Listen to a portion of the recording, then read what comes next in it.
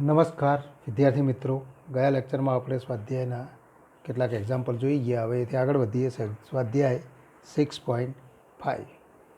તો આર ત્રિજ્યાવાળા ગોલકમાં અંતર્ગત મહત્તમ ઘનફળવાળા શંકુનું ઘનફળ ગોલકના ઘનફળ કરતાં 8/27 ગણું. એનો અર્થ કે કેપિટલ આર ત્રિજ્યાવાળો કોઈ ગોલક લઈએ, અહીંયા આપણે આકૃતિ દર્શાવીએ તો કેપિટલ આર ત્રિજ્યાવાળો આ ગોલક આપણે દર્શાવેલો,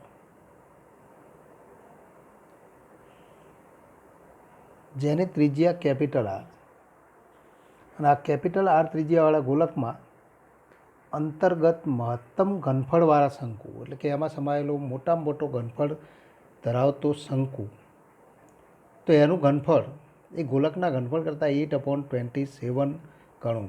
તો એ નક્કી કરવા માટે આપણે અહીંયા તો એક શંકુ આપણે લઈએ. આવો કોઈ શંકુ એમાં સમાયેલો, અને એ શંકુનું ઘનફળ મહત્તમ છે એમ આપણે ધારી લઈએ, અથવા તો એના માટે એના પરિમાણ નક્કી કરીશું. એટલે કે તો અહીંયા આપણે કહી શકીએ કે તો આ ગોલકનું કેન્દ્ર, તો ગોલકના કેન્દ્રથી શંકુ માટે પાયાની સપાટીની ત્રિજ્યા તો સ્મોલ આર લઈશું. ગોલકનું કેન્દ્ર આપણે લઈએ તો આ અંતર આર થશે, તો આ અંતર કેપિટલ આર થશે. આ અંતર પણ આર થાય તો શંકુની ઊંચાઈ એક્સ પ્લસ આર થાય, તો આ અંતર એક્સ લઈશું.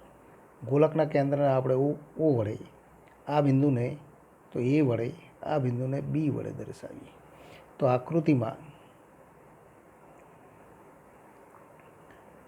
આર ત્રિજ્યાવાળા ધરાવતા, તો આર ત્રિજ્યાવાળા ગોલકમાં અંતર્ગત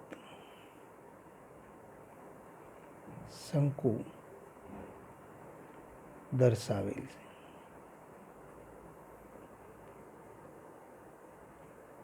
તો અહીંયા આપણે કહી શકીએ શંકુની ઊંચાઈ આર પ્લસ એક્સ છે, અને તો એની પાયાની સપાટીની ત્રિજ્યા તો સ્મોલ આર. તો શંકુની પાયાની સપાટીની ત્રિજ્યા સ્મોલ આર તથા શંકુની લંબ ઊંચાઈ આર પ્લસ એક્સ. હવે તો શંકુનું ઘનફળ, તો શંકુનું ઘનફળ v = 1/3 પાય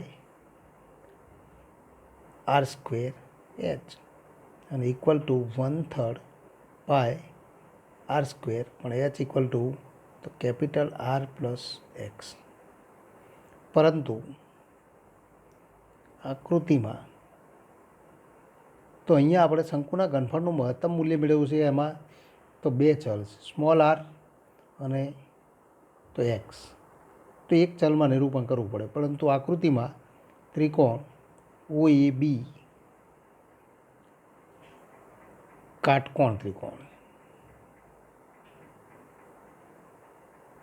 તો કાટકોણ ત્રિકોણ છે, અને તથા આકૃતિ પરથી આપણે કહી શકીએ x² plus small R square equal to તો કેપિટલ આર સ્ક્વેર. માટે તો આર સ્ક્વેર ઇક્વલ ટુ તો capital R square minus X square. તો એ કિંમત તો શંકુના ઘનફળમાં લેતા, તો માટે શંકુનું ઘનફળ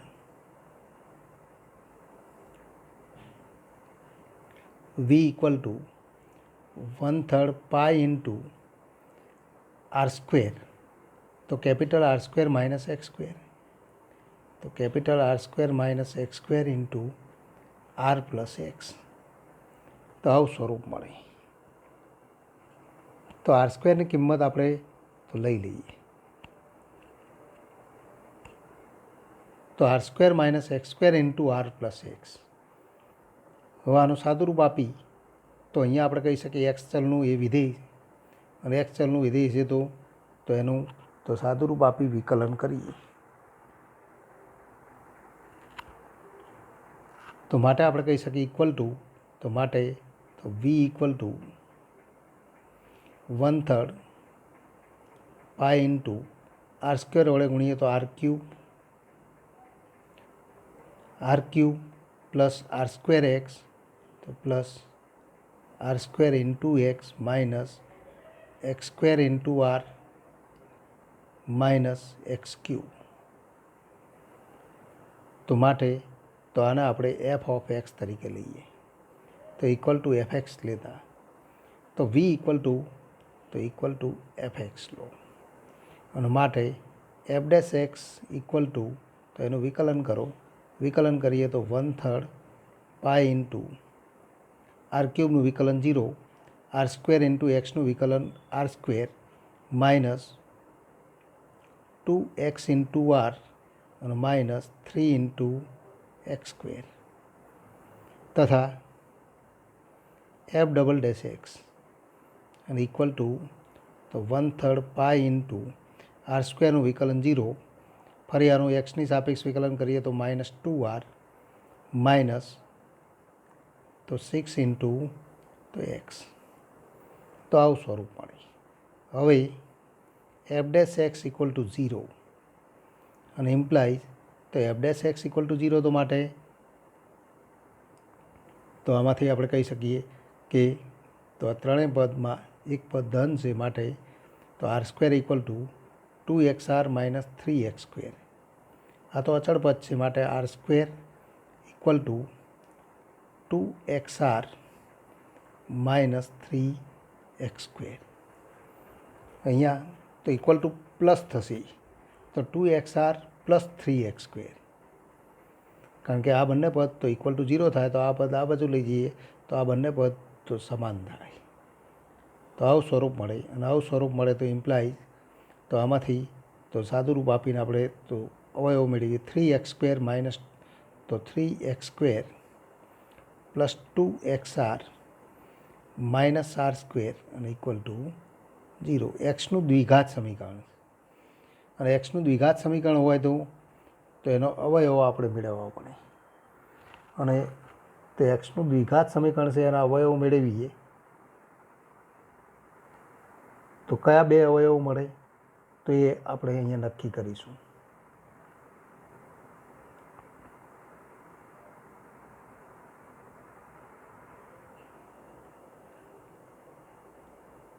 તો આનું મૂલ્ય 0 થાય તો એક્સની કિંમત મેળવી શકાય તો એક્સ ઇક્વલ ટુ તો આમાંથી એક્સની કિંમત આપણે મેળવીએ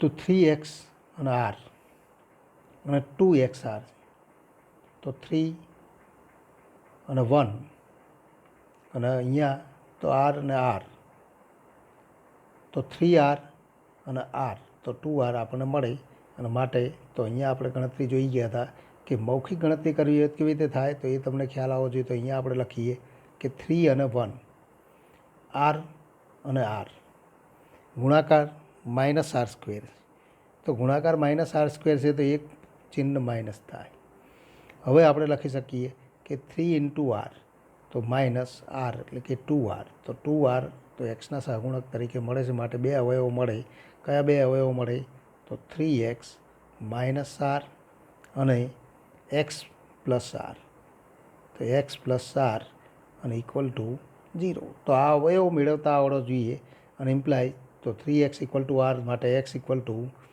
આર અપોન 3 અથવા X equal to minus R પણ આર તો અહીંયા ગોલકની ત્રિજ્યા છે માટે તો એક્સ પણ તો ઊંચાઈ તો અંતર હોવાથી તો એ ઋણ નથી પરંતુ એક્સ ગ્રેટર ધેન 0 હોવાથી તો X equal to minus R શક્ય નથી તો X equal to R upon 3 તો X equal to R upon 3 મળે અને X equal to R upon 3 મળે તો માટે આપણે કહી શકીએ તથા એફ ડબલ ડેશ એક્સ અને equal to F double dash R upon 3 તો ફરી દ્વિતીય વિકલનના સૂત્રમાં એક્સની કિંમત r/3 લઈએ તો equal to 1/3 into pi -2r, તો -2r માઇનસ 6 ઇન્ટુ r/3, તો -6r/3 અને ઋણ ચિહ્ન મળે તો લેસ ધેન 0. અને માટે આપણે કહી શકીએ માટે તો x ઇક્વલ ટુ r/3 માટે એફને સ્થાનીય મહત્તમ મૂલ્ય મળે.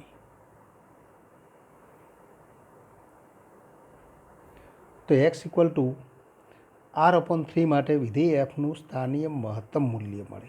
અને સ્થાનીય મહત્તમ મૂલ્ય મળે એટલે કે તો માટે તો x ઇક્વલ ટુ r/3 માટે તો શંકુનું ઘનફળ તો માટે તો x ઇક્વલ ટુ r/3 હોય ત્યારે શંકુનું ઘનફળ v ઇક્વલ ટુ તો v ઇક્વલ ટુ આપણે ગણતરી કરી શકીએ 1/3 પાય r² into r plus X. તો મેં એક્સની કિંમત r/3 લઈ લઉં તો 1/3 pi into r² into r plus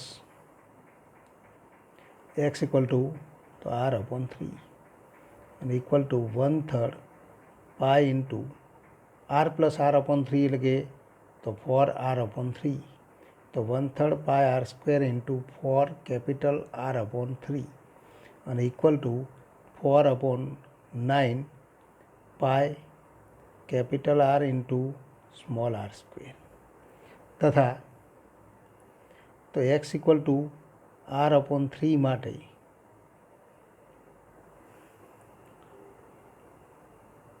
તો આપણે શંકુનું ઘનફળ મેળવી દીધું. હવે તો ગોલકનું ઘનફળ મેળવો માટે ગોલકનું ઘનફળ તો ગોલકના ઘનફળ માટે તો r મેળવવું પડે. અને r તો આરની કિંમત આપણે તો અહીંયા ઉપયોગ કરીશું કે ગોલકનું ઘનફળ તો ઇક્વલ ટુ તો 4/3 પાય ઇન્ટુ કેપિટલ R³ અને માટે તો ઇક્વલ ટુ પણ એક્સની કિંમત r/3 હોય તો x ઇક્વલ ટુ r/3 હોય ત્યારે તો આરની કિંમત આરમાં આપણે દર્શાવી શકીએ કે તો એ પરંતુ x² તો r² equal to r² minus x². તો પરંતુ તો આ તો ગોલકનું ઘનફળ છે પરંતુ r² equal to capital r² minus x² અને equal two r² minus x equal to r/3 તો r²/9 એટલે કે 9r² માઇનસ r² એટલે કે 8r²/9 અને માટે શંકુનું ઘનફળ તો શંકુનું ઘનફળ આપણે કેપિટલ આરમાં લખી દઈએ તો v equal to 4/9 pi into r into તો સ્મોલ r² એટલે કે 8 ઇન્ટુ r²/9 અને ઇક્વલ ટુ 4 ઇન્ટુ 8 એટલે કે 32/81 પાય ઇન્ટુ r³.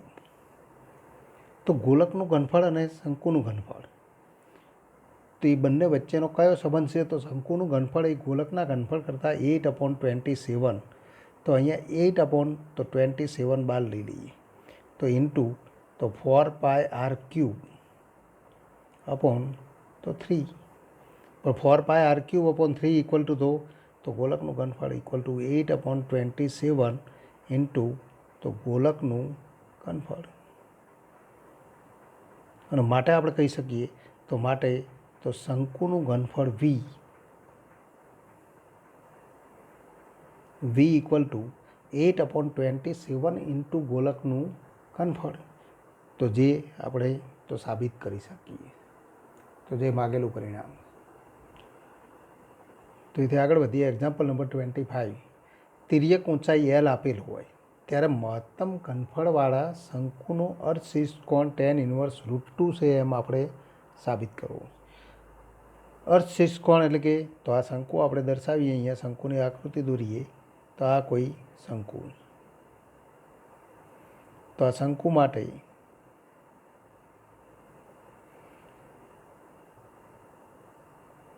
પાયાની તો વર્તુળાકાર સપાટીની ત્રિજ્યા ધારો કે આર, લંબ ઊંચાઈ તો એચ છે, તો લંબ ઊંચાઈ એચ લઈશું. અને આ અર્ધ શીર્ષ કોણ એને આપણે તો થીટા વડે દર્શાવીએ. અને તિર્યક ઊંચાઈ એલ આપણને આપેલી. તો અહીં શંકુની તિર્યક ઊંચાઈ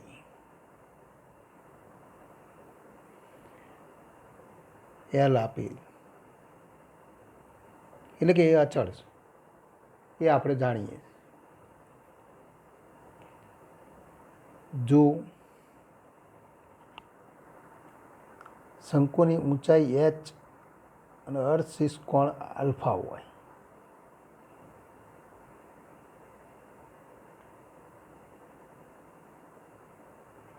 લંબ ઊંચાઈ એચ તથા અર્ધ શીર્ષ કોણ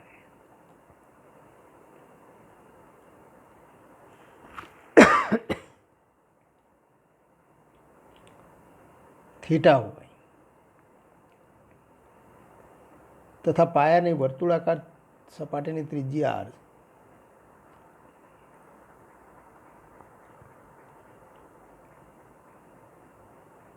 તો આર ઇક્વલ ટુ આપણે લખી શકીએ. આર ઇક્વલ ટુ તો કયું સ્વરૂપ મળે, તો આર ઇક્વલ ટુ વર્ગમૂળમાં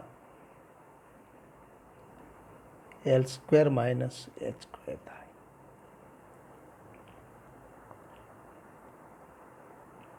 તો એચ, એલ અને આર, તો H square plus R square equal to L square માટે R square equal to L square minus H square, તો માટે આર ઇક્વલ ટુ તો વર્ગમૂળમાં L square minus H square.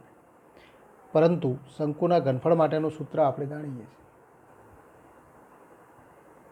પરંતુ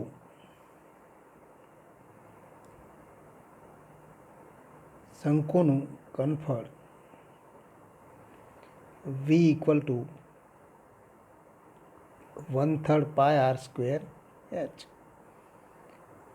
તો આરનું તે એચમાં નિરૂપણ આપણે તો લખી શકીએ છીએ. માટે V equal to 1/3 pi into H into R square.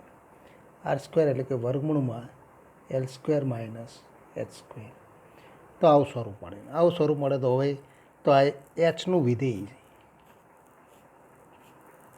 એને આપણે તો એચ વડે ગુણી દઈએ અને સ્વરૂપ લખીએ તો કોઈ વાંધો નથી.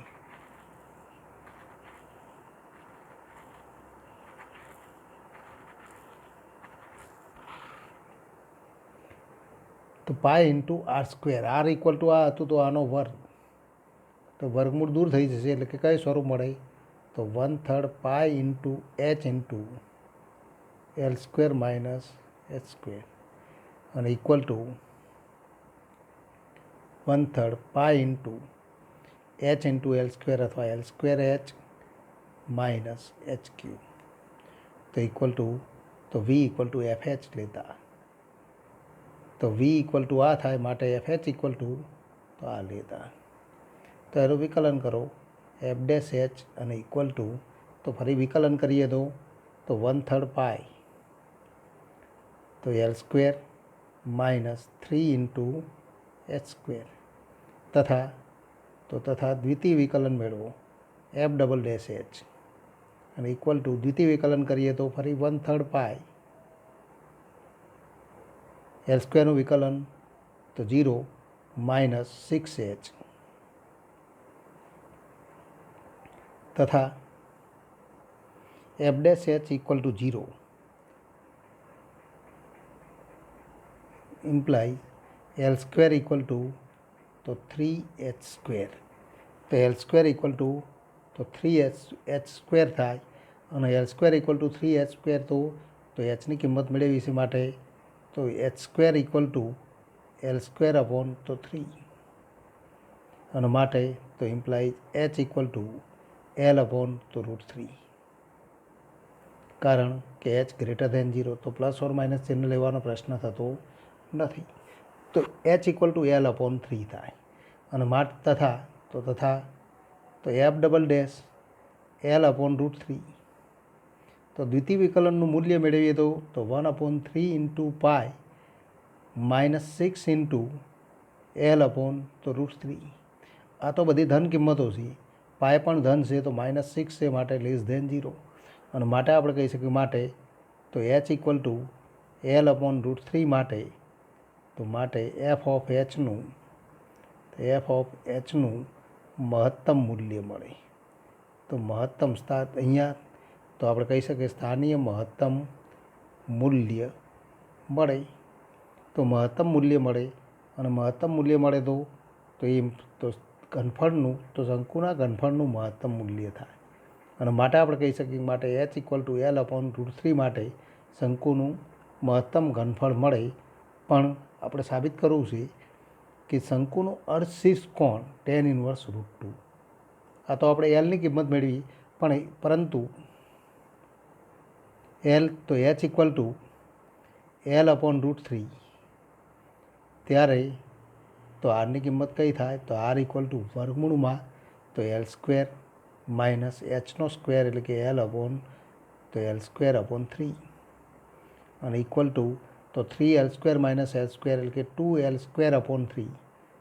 તો 2L² અપોન 3નું વર્ગમૂળ એટલે કે તો √2 ઇન્ટુ એલ અપોન √3. તો આરની કિંમત આ મળે. આરની કિંમત આ મળે તો એચ અને આરની કિંમત મળે તો પરંતુ તો H equal to L upon √3 અને R equal to √2 L upon √3. તો પરંતુ શંકુનો અર્ધશીર્ષ કોણ થીટા હોવાથી તો પરંતુ tan theta equal to R upon H અને equal to √2 L upon √3 into તો અપોન એચ એટલે કે અપોન તો એલ અપોન તો √3. એમાં એલ કેન્સલ, √3 કેન્સલ, અને ઇક્વલ ટુ √2. માટે તો માટે આપણે કહી શકીએ માટે તો જ્યારે H equal to L upon √3 હોય ત્યારે શંકુનો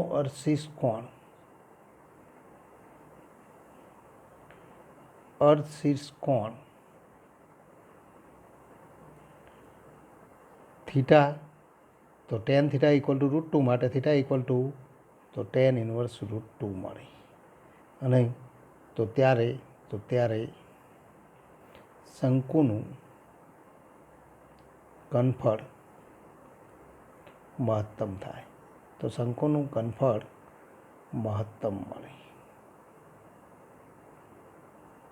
એટલે માટે આપણે કહી શકીએ જો તો શંકુનું અર્ધશીર્ષ કોણ tan ઇન્વર્સ √2 હોય. મહત્તમ ઘનફળ ધરાવતા શંકુ માટે તો theta equal two tan inverse તો √2 મળે. ક્યારે તો ત્યારે શંકુનું ઘનફળ મહત્તમ મળે. એટલે કે શંકુનું ઘનફળ મહત્તમ હોય તો H equal to L upon √3 હોય. તેથી આપણે કહી શકીએ ત્યારે નહીં, પણ આપણે કહી શકીએ મળે. તેથી આપણે કહી શકીએ તેથી શંકુનું ઘનફળ મહત્તમ મળે ત્યારે થીટા ઇક્વલ ટુ તો tan ઇન્વર્સ √2 થાય, અથવા tan ઇન્વર્સ √2 હોય એ આપણે સાબિત કરી શકીએ. તો આ માગેલું પરિણામ. તેથી આગળનો એક્ઝામ્પલ જોઈએ. Example number 27. વક્ર x² ઇક્વલ ટુ 2y પરનું 0, 5થી સૌથી નજીકનું બિંદુ ખાલી જગ્યા હોય. તો અહીંયા આપણે જોઈએ કે વક્ર ઉપરનું બિંદુ માગેલું છે તો 0, 0 એ વક્ર ઉપર છે, 2, 2 એ વક્ર ઉપર નથી, તો 2, 2 પણ વક્ર ઉપર છે. x ઇક્વલ ટુ 2 લઈએ તો આ વક્ર ઉપરનું બિંદુ છે, આ પણ વક્ર ઉપરનું બિંદુ છે. આના માટે તો આ વક્ર ઉપરનું બિંદુ નથી. y ઇક્વલ ટુ 0 લઈએ તો x ઇક્વલ ટુ 0 થાય, અને આ પણ વક્ર ઉપરનું બિંદુ છે. તો એમાંથી સૌથી નજીક કયું બિંદુ છે તો એ રીતે એક ગણતરી આપણે કરી શકાય. પણ અહીંયા આપણે કહી શકીએ કે તો વક્ર ઉપરનું બિંદુ તો વક્ર પરના બિંદુનો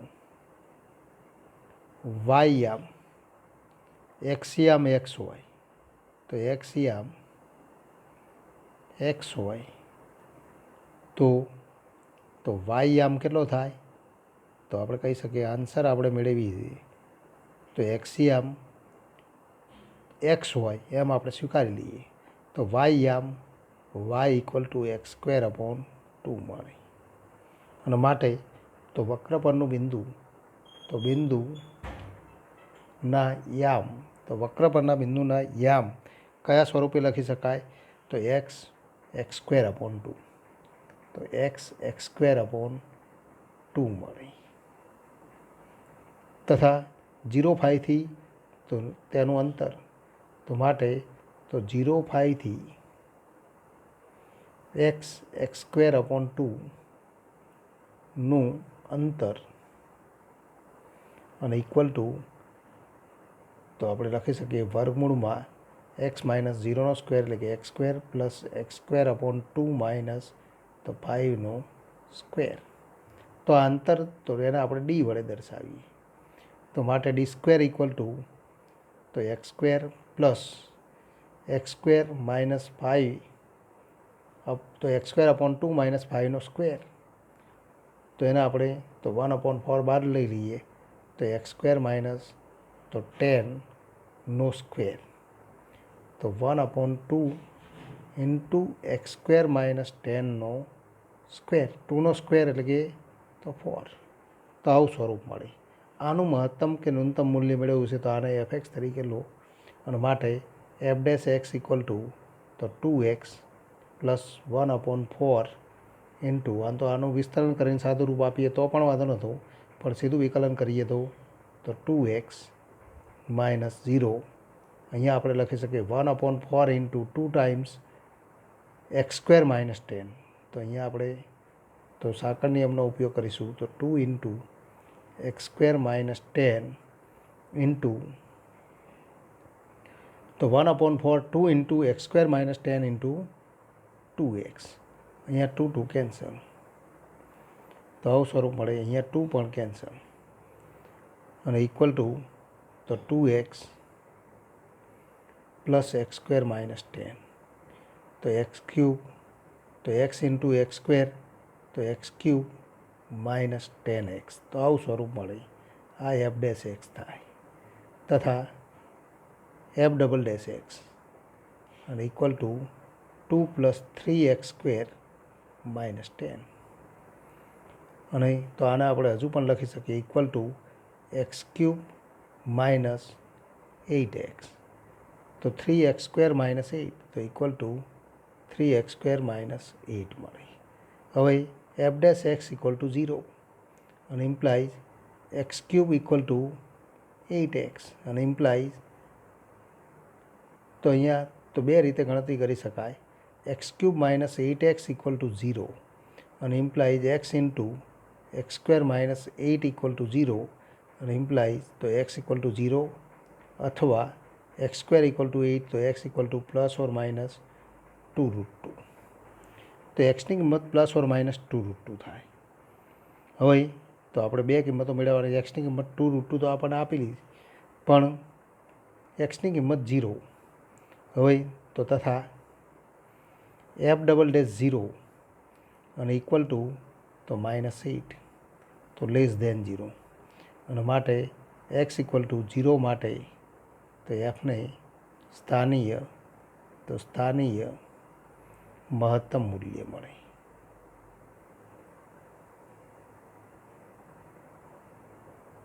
પણ આપણે તો સ્થાનીય ન્યૂનતમ મૂલ્ય મેળવવાનું છે તો તથા એફ ડબલ ડેશ તો 2√2 અને ઇક્વલ ટુ તો 3 ઇન્ટુ 2√2નો વર્ગ એટલે કે 8 માઇનસ 8 એટલે કે તો 24 પ્લસ ઓર માઇનસ 2√2 બંને માટે તો આપણને મૂલ્ય સમાન મળશે કારણ કે તો 3x સ્ક્વેર માઇનસ 8 છે તો પ્લસ ઓર માઇનસ બંને માટે આપણને કયું મૂલ્ય મળે તો 24 માઇનસ 8 એટલે કે તો 16 ગ્રેટર ધેન 0 અને માટે તો એક્સ ઇક્વલ ટુ 2√2 માટે એફને સ્થાનીય મહત્તમ મૂલ્ય મળે. અહીંયા સ્થાનીય ન્યૂનતમ મૂલ્ય મળે.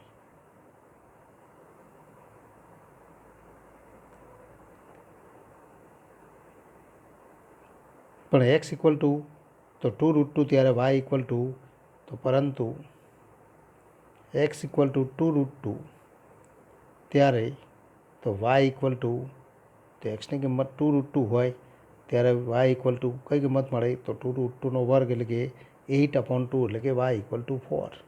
અને માટે માગેલ બિંદુ તો 2√2 4. તો આ માગેલ બિંદુ છે.